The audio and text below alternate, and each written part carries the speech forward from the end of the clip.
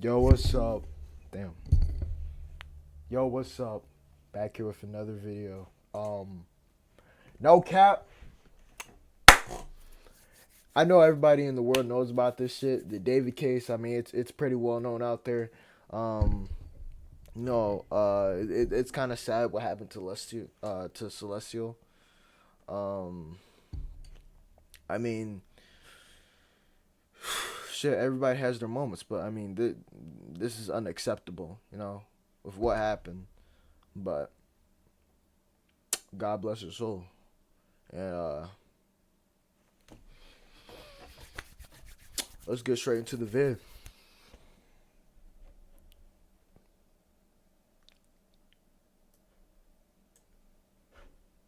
25, police officers found body parts in the trunk of a vehicle showing signs of prolonged malnourishment. Upon further investigation, they discovered these were the remains of a teenage girl that had been missing for 17 months, and that the car belonged to indie artist David, who had over 30 million listeners and songs with almost 250 million views on YouTube. An already dark and tragic incident became even darker, as people online slowly unraveled 4 years of David foreshadowing this would happen through his music, which he was performing the same day the body was found. This is one of the most downright evil stories I've ever covered, so viewer discretion is advised. All the way back in 2018, 13-year-old David Anthony Burke was a homeschooled kid with not just a normal family, but an unusually well-to-do family unit. This nigga was homeschooled? What the fuck? Lucky ass nigga. This nigga was homeschooled, bruh. Damn it! His parents were still together, had a strong religious background, and were well off financially. Wanna know what this reminds me of, bruh? No cat. This low-key reminds me of fucking what's that movie name? 8 Mile? 8 Mile? Yo, his real name is Clarence. His parents has a real good marriage. Head ass nigga. Bro, like, this nigga goofy, bro. Like, look at them, bro. They look like they live in a 3-story house, bro. Nigga don't even know the definition of the word of struggle. Bro. As his dad was a regional litigation support project manager for a global firm with 75 offices and a staff of over 50. Yo! Oh, so he was rich. Okay. Okay, this nigga was rich. 1,500 attorneys. Browsing his LinkedIn briefly shows you just how many huge law firms he dealt with and how much experience he had. By all means, the Burke family was well supported and had everything they needed. However, David had mostly unsupervised access to the internet, and they simply had no idea the kinds of things he would expose himself to. But we'll get to that later. To their knowledge, and likewise to the public's knowledge, David's teenage years had him either studying or playing Fortnite and making edits and montages of it. But due to the prominent role music plays in Fortnite edits, he found his content getting frequently copyright striked. Over the course of 3 years where he struggled with this problem, he decided to take his interest in artists like XXXTentacion and Tyler the Creator to try his hand at making his own music to avoid copyright. This culminated in the release of his first song on YouTube, Runaway, which was released in December 2021. From the get-go, the themes in his music are very clear and repetitive. The speaker in the song is trying to get someone they love to come live with them, feeling sad when they feel their feelings are not reciprocated, fearing that their partner is running away, and lastly, having these feelings boil over into aggression and what the fuck? Please don't run away. Don't run away from me. Please don't run away. Don't run away from me. What the fuck, bruh? Why you gotta say that shit like... Damn. jealous anger. In a song from February 2022, he says, "I look into your eyes and I can see right through your lies. I think we both know who dies here. You can't leave the past behind." I think we both know who dies here. What? Wait. This nigga just put, "We both know who dies here." Are are we dead ass right now? Bro. This nigga dead ass put that. You're the only one that lies here. In another song from just 1 month later, he has the phrase, save your tears 7 years in the chorus. And I think at this point it's necessary to introduce you to David's alleged victim for legal purposes. Celeste Rivas Hernandez, born on September 7th, 2010, meaning in early 2022 she'd have been 11, 7 years away from being Oh!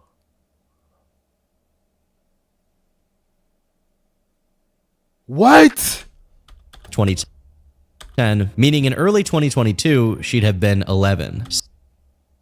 7 years away from being 18. Meanwhile, David would be 17. While no one had any reason to suspect anything at the time, the contents of his music only became more concerning. Over his next two songs that are almost follow-ups to one another, the narrative David is describing goes from just needing a friend to a song called More Than Just Friends, where he says, I told you keep it 10, or you'll end up dead. Pieces put together like a puzzle. Over the next 8 songs, this narrative is mostly maintained, with David talking about being sent into jealous frenzies and obsessively sending whoever he's talking to hundreds of messages, while occasionally saying things like trying to kill you slowly and we're gonna die tonight. As much as it's pretty commonplace for these themes to appear in this kind of music, it often seemed like David was being a bit too oddly specific about his subject matter. This is even more the case when you factor in the kinds of things he was tweeting at the time, such as, when I was writing this, I got a notification from you, as you were talking about wanting to be with your mom and your sister again. Take me where I belong, but your circumstances won't allow us to be in our ideal situations. We gotta push through it, bro. It's one thing for there to be odd lyrics, but this is just him talking on a tweet about how someone needs to push through their wishes to be with their mom and sister again. While the post he was replying to there is now gone, there is a Wayback Machine snapshot of what the original exchange was. In it, David, with his old handle, Ant Part 2, is replying to someone named 6K4TE, who says,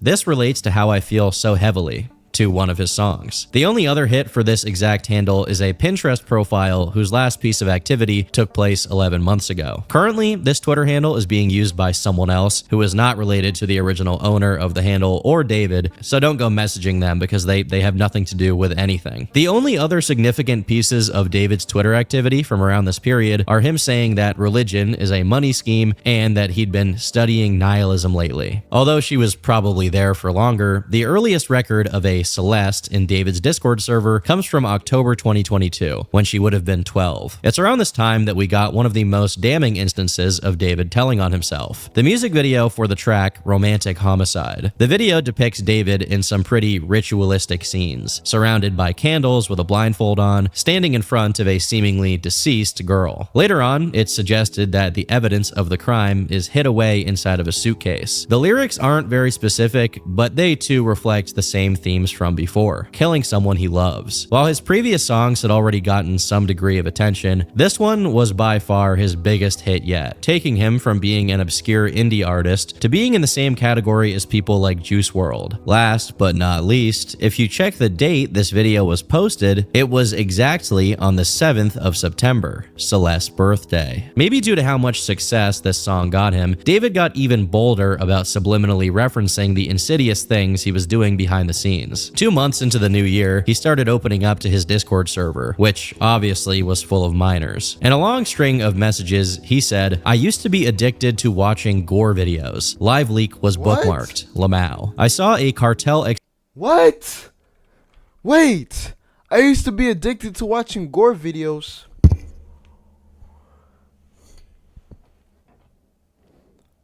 Bro. What the fuck is wrong with you, nigga? What? What?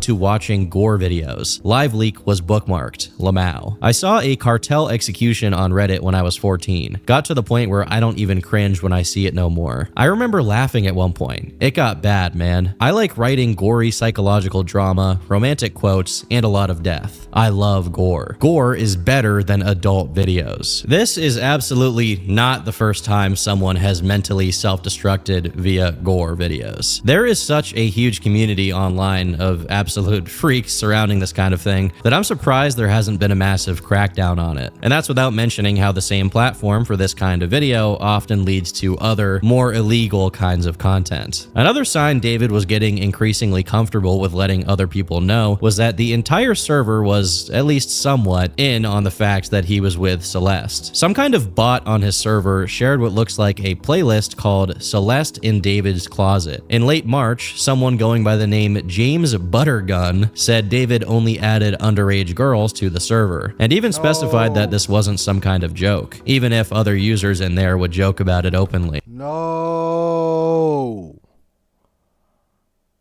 They're usually 15 and 16 too. What the fuck? David's a pedophile. While I'm sure obviously, fuck. Sure, plenty of people had no idea about David's proclivities. Based on the messages that have become public, at least some of them absolutely did. To the Nah. What? point where they even knew which girl specifically David talked to more frequently. One Reddit user said, one of the old Discord screenshots were two guys, allegedly, chatting, and they said that David wouldn't add them back, but he followed his underage girl fans immediately. One of them made a teenage catfish girl account, and David immediately followed his catfish account back. But his self-tells notoriously don't limit themselves to his Discord messages. A music video from November 2022 featured a girl that looked similar to Celeste. Another one from February 2023 depicted him playing the part of a dead body, specifically wearing clothes to make him appear smaller than he actually was, and getting placed into the back of a car. On April 3rd, he released a promotional video that opened with these words. You see, when a human being is drained of all of its blood, it becomes pale, lifeless, just as the rose, visually appealing, only good to observe and admire.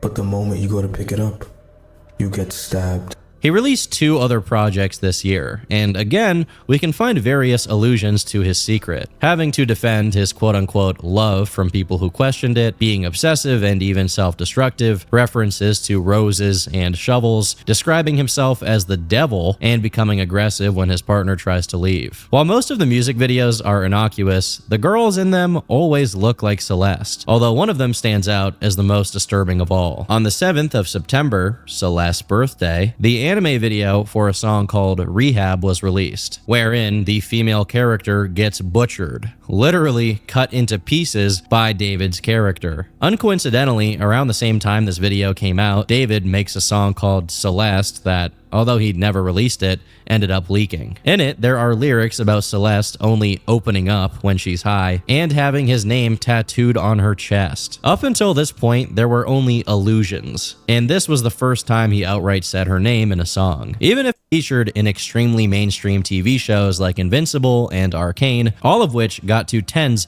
of millions of views. By all accounts, his wildest dreams had come true, but at the same time, someone else's worst nightmare followed suit. On the evening of the 8th of September, fresh off the blood moon and Celeste's birthday, there was a 2023 Tesla with Texas license plates in an impound yard on the 1000th block of North Mansfield Avenue in Los Angeles, which was emitting a foul odor. At that point, it had been there for over 3 days, and before that, it had been parked at Bluebird Avenue for 3 weeks, with some sources saying more than a month. A big metal box in Los Angeles heat with something inside of it. When the cops were called to see about the smell, they opened the front trunk, finding a plastic bag containing the cut-up remains of a girl, about 5'2", weighing just 71 pounds, with wavy black hair, wearing a tube top and leggings. When Celeste went missing the year prior, she was listed as weighing 130 pounds, and now only 70, signaling she had lost a significant amount of weight since then, even accounting for the weight the body loses as it decomposes. The body was soon identified, and and upon further investigation, police found that the vehicle was registered to David Anthony Burke and hadn't been reported as stolen. While all of this was going on, David was performing his music, including all of the stuff he wrote about her. If that weren't enough, one TikTok compiled the many theatrics David had during his show, all of which allude to what he did to Celeste. Part of what led not only to the identification of Celeste's body, but also her connection to David was the shush tattoo he had on his finger. Although this has been widely reported to mean that she also had a tattoo with shush on her finger, there are pictures of what she had tattooed